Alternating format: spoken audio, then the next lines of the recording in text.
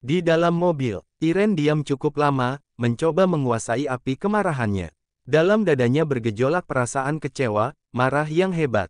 Jangan sedih, Noah yakin Mama akan jauh lebih bahagia daripada Papa. Kita tidak akan membiarkan Mama menderita, ucap Noah dengan menggenggam tangan sang bunda. Iren pun menatap wajah anak keduanya.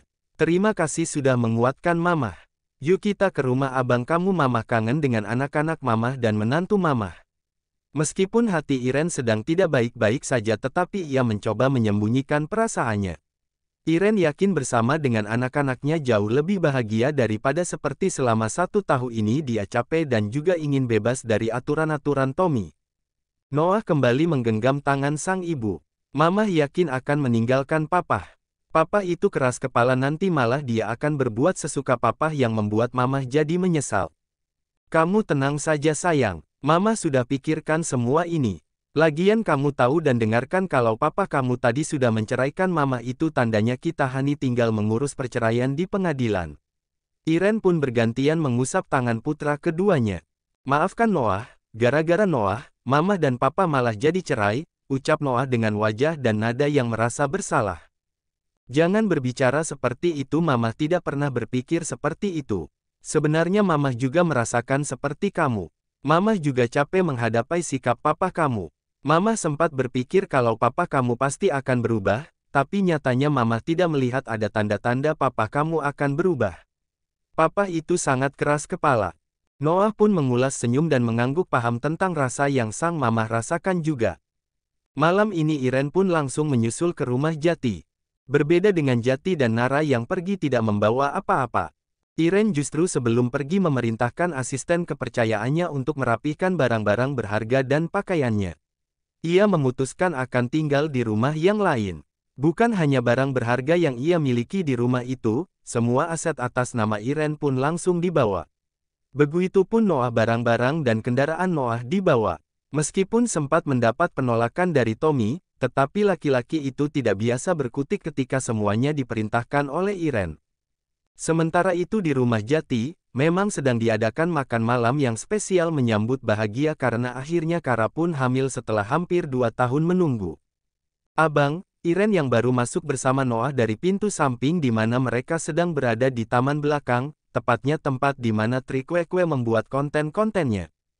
Jati pun cukup terkejut ketika sang ibu tiba-tiba datang dan memeluk Jati dengan kencang. Jati menatap Noah dengan tatapan yang minta penjelasan, terlebih ketika Iren tiba-tiba justru terisak sedih. Sementara yang lain pun cukup kaget dengan apa yang terjadi dengan Iren. Bisa dikatakan ini adalah kali pertama Iren datang ke rumah Jati. Iren memang beberapa kali bertemu Jati, Kara dan juga Nara, tetapi biasanya janjian di suatu tempat dan itu pun tidak terlalu lama, tetapi kali ini Jati tahu kalau sedang terjadi sesuatu dengan sang ibu. Mama, ini ada apa? Jati mencoba melihat wajah Iren yang disembunyikan karena menangis. Mama, ini kenapa sih? Apa terjadi sesuatu dengan Mama? Tanya Iren yang tidak ingin ketinggalan ingin tahu apa yang terjadi pada sang ibu. Iren pun gantian memeluk Nara, lalu Kara. Jati pun menuntun Iren untuk duduk di kursi. Jati tahu ini ada terjadi sesuatu tapi apa? Tanya Jati tanpa basa-basi. Mama atau Noah yang akan cerita? Tanya Noah pada Iren. Kamu aja sayang, Mama belum siap, balas Noah, membiarkan putra keduanya menceritakan apa yang terjadi. Tanpa membuang waktu, basa-basi apalagi sampai pakai pidato pembukaan, Noah pun langsung menceritakan kenapa Iren dan dirinya sampai di sini. Termasuk Tommy yang sudah menceraikan Iren. Semuanya Noah ceritakan dengan detail tanpa ada yang ditutup-tutupi. Kini gantian Jati yang memeluk Iren dan mengusap punggung sang bunda seolah memberikan kekuatan. Mama jangan sedih, kita janji Mama tidak akan kekurangan apapun di sini. Jati janji akan selalu membahagiakan Mama. Mama tidak akan rugi hanya kehilangan satu orang. Biarkan Papa memilih jalan hidupnya. Dan Mama akan bahagia dengan anak-anak Mama semuanya di sini saudara. Jati menunjuk adik-adiknya dan adik ipar serta tidak ketinggalan Abah yang sejak tadi juga menyimak obrolan mereka. Iren pun tersenyum penuh bahagia. Terima kasih kalian memang anak-anak Mama. Sejauh ini Mama tidak menyesal sama sekali kehilangan Papa. Mamah malah senang karena sekarang Mamah banyak teman untuk berbagi cerita. Iren pun mengucapkan selamat langsung pada Kara dan menantu dan mertua itu pun nampak hangat ngobrol hal-hal yang ringan. Iren juga mengucapkan bangga dengan kerja keras Kara membuktikan contohnya pada anaknya. Iren juga bangga pada Kara yang benar-benar merubah Jati tidak lagi jadi berandalan. Jati sekarang sangat berbeda dengan Jati yang dulu. Bahkan Iren sampai malu karena Jati justru lebih dewasa mampu mengayomi adik-adiknya, dan sayang istri dan tanggung jawab juga dari segi ekonomi dan kerja apa saja tidak ada gengsi. Iren pun wajar dan mengerti kenapa mereka bisa sukses meskipun berangkat dari orang yang tidak punya apa-apa dan tanpa bantuan sedikit pun dari dirinya dan juga Tommy. Jati membuktikan bahwa semua yang dikerjakan dengan serius dan niat besar maka semuanya akan berbuah manis. Seperti yang Noah lakukan selama ini. Malam ini pun semakin ramai dengan datangnya Noah dan Iren mereka benar-benar bahagia dengan kebersamaan ini. Jelas Iren yang masih sakit hati dengan sang suami dan masih menyimpan kotak suaminya pun mengunggah status dengan kebersamaan anak-anaknya. Harapannya Tommy melihat statusnya dan menyadari kesalahannya sebelum semuanya terlambat. Akankah Tommy menyesal dan memperbaiki keluarganya, atau justru Tommy kembali membuat masalah dan berujung kemarahan anak dan mantan istrinya? Waktu terus berlalu, kini Jati dan keluarganya pun semakin bahagia dengan berkumpulnya Iren dan juga Noah. Iren sendiri memang tinggal di rumahnya sendiri bersama Nara dan juga Noah, tetapi kalau siang selalu ke rumah anak dan menantunya, karena membantu usaha Kara yang semakin maju. Kehamilan Kara pun semakin besar. Harapan mereka kalau Tommy akan melunak hatinya nyatanya tidak. 3 bulan sudah Iren keluar dari rumah mewahnya. Dan mereka pun kini sudah resmi bercerai. Pembagian harta gono gini pun sudah dilakukan. Tentu Iren juga keluar dengan sebutan janda kaya raya. Usaha pun hanya dilanjutkan oleh Tommy itu pun sahamnya sebagian milik Iren sudah dijual ke orang lain. Iren benar-benar tidak ikut lagi mengolah bisnis perusahaan yang dibangun bersama dengan mantan suaminya. Ia benar-benar sudah menutup komunikasi dengan mantan suaminya. Hanya anak-anaknya yang masih menyimpan kontak Tommy, tetapi tidak ada yang berani berkirim pesan meskipun hanya menanyakan kabar. Tommy memang sangat tertutup pada anak-anaknya juga. Noah sendiri mengikuti jejak abang dan adiknya menjadi YouTuber. Bedanya Noah lebih suka dengan game. Dia membuat konten sesuai kesukaannya. Namun siapa sangka dalam waktu 3 bulan Noah sudah langsung terkenal. Konten-kontennya pun banyak disukai oleh kalangan anak muda. Kini Iren hanya tinggal menikmati masa tuanya dengan membantu usaha menantunya.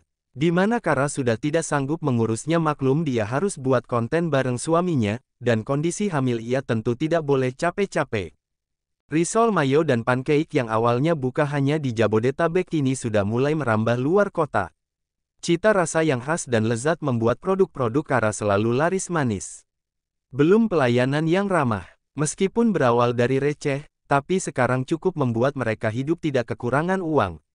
Bahkan pekerjanya pun semakin banyak. Rezeki keluarganya pun semakin melimpah sejak mereka mulai terkenal. Mah, dengar-dengar papa mau nikah lagi. Noah yang baru datang membuat Jati dan yang lainnya termasuk Iren kaget. Kamu kata siapa? Tanya Iren, apalagi ia tahu hubungan ketiga anaknya dan suaminya tidak akur. Unggahan Tante Tuti. Noah menunjukkan unggahan salah satu wanita yang menjadi sekretaris ayahnya. Iren hanya mengulas senyum masam ketika tahu kalau suaminya akan menikah dengan wanita yang menjadi bawahannya. Ya udah mungkin memang dia jauh lebih baik. Mungkin Tuti nanti bisa merubah sifat papa kalian. Mama sih udah nggak peduli lagi dengan dia. Yah, Iren pun kalau mau menikah sudah ada beberapa konglomerat yang ingin meminangnya. Namun Iren tidak ingin menikah lagi. Ia benar-benar ingin kumpul dengan anaknya. Masih ada rasa takut, kalau suaminya tidak bisa menerima anak-anaknya. Tommy saja yang orang tua kandung bisa-bisanya tidak dekat dengan anaknya. Apalagi laki-laki lain. Abang mau datang? Tanya Nara sama Jati dan Noah. Tergantung, kalau ada omongan dan undangan diusahakan datang. Biar nggak dikatakan anak durhaka. Tapi kalau tidak ya buat apa? Tidak ada penting-pentingnya juga, balas Jati. Setuju. Noah pun langsung menyahut kalau dia pun sama dengan Jati akan datang kalau diundang saja. Sementara Kara tidak bisa kasih masukan karena memang sifat papa mertuanya itu unik sekali. Biarkan suami dan adik iparnya menentukan sendiri keputusannya. Asteris asteris asteris asteris asteris asteris. Hari pun terus berganti dan sampai acara pernikahan Tommy, tidak ada yang diundang baik Jati, Noah maupun Nara. Jangankan Iren dan Kara, anak mereka saja yang tidak akan ada bekasnya tidak diundang. Pernikahan pun berjalan dengan meriah dan mewah. Banyak tamu undangan yang datang tentu dari kalangan atas, teman-teman bisnis Tommy. Jati dan ketiga adiknya pun hanya bisa lihat dari unggahan Tuti.